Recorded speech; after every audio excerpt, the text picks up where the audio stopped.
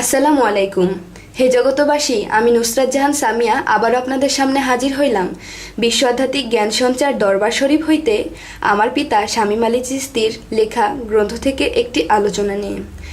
আজকে আমি আপনাদের সাথে যে আলোচনাটি করব সেই আলোচনাটির হেডলাইন হলো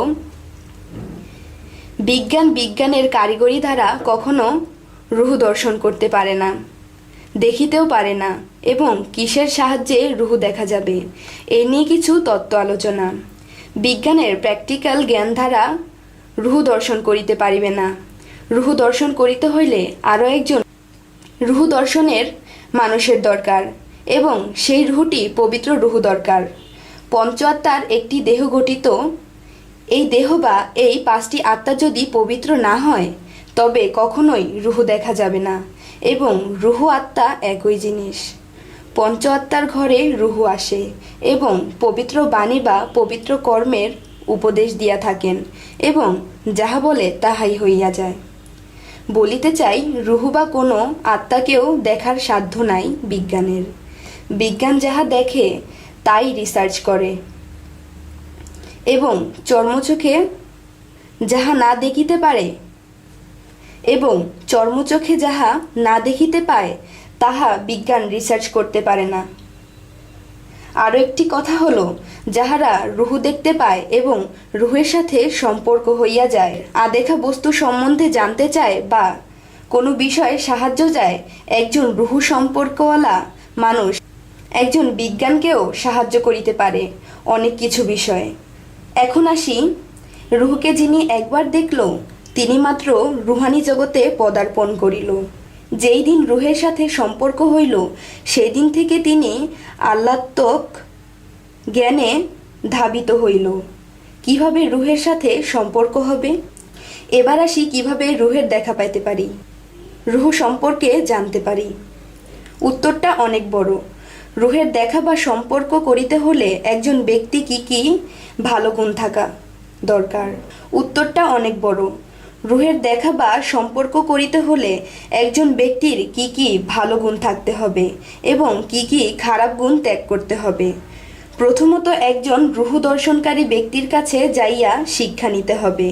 এরপর তাহার সাথে প্রেমের সম্পর্ক করিতে হবে। যদি তিনি মজনু হালত হন তাহলে তিনি বায়াত করিবেন না। আর যদি তিনি একজন কামেল পীর হন আর রূহ দর্শনকারী হয় তাহলে তিনি বলিবেন, যাও বাবা, কোনো কামেল আউলিয়ার পীরের কাছে যাও, যাহারা যাইয়া বায়াত হইয়া তোমার রূহ সম্পর্কে জ্ঞান অর্জন করো। তখনই বুঝতে হবে, হ্যাঁ, তিনি সেই সত্যিকারের মানুষ। নিজেকে ছোট করে বলে, ভালো কোনো আউলিয়া বা পীরের কাছে যাইয়া রূহর শিক্ষা নিতে পারো। বায়াতের পর একজন পীর মুর্শিদের প্রতি পূর্ণ প্রেম রাখিতে হবে এবং গুরুর দেওয়া সাধন ভজন করিতে হবে।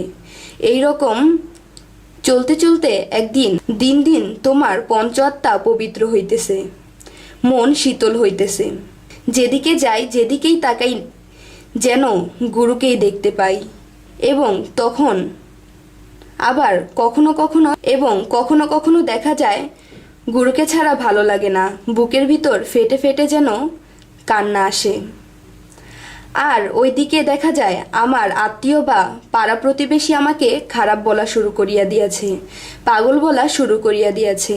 মোট কথা হলো, রূহ দর্শন করিতে হলে দুনিয়াবি মায়া ছাড়িতে হবে, খারাপ অভ্যেস ত্যাগ করিতে হবে, ভালো দিকে অগ্রসর হতে হবে, সম্পূর্ণভাবে কুপথ ত্যাগ করিতে হবে, লোভ লালসা কামনা বাসনা ছাড়তে হবে, মুর্শিদের দেওয়া সাধনাগুলি করতে হবে, সর্বদা গুরুর প্রেমে নিরিখ বান্ধিয়া থাকিতে হবে। এই বিষয়গুলি যদি কেউ মানতে পারে এবং করে, এই রকম প্রেমে ফানা হইয়া থাকতে পারে, তাহারই রূহ দর্শন করা হইয়া যাবে। এইভাবে সর্বদা রাখলে রূহ দর্শন করতে পারবে, অগণিতবার দেখতে পারবে। আস্তে আস্তে রূহের সাথে সম্পর্ক হইয়া যাবে। এই কর্মকাণ্ড যদি একজন বিজ্ঞান দেখে তখন বলবে, রূহের মধ্যে মিশিয়া থাকা আল্লাহই তো দেখিয়া ফেললাম এবং সম্পর্ক করিলাম, আর আমার কিছুই দরকার নাই। তখনই সেই বিজ্ঞান অজ্ঞানের মতো প্রেমের দেশে পড়িয়া থাকে।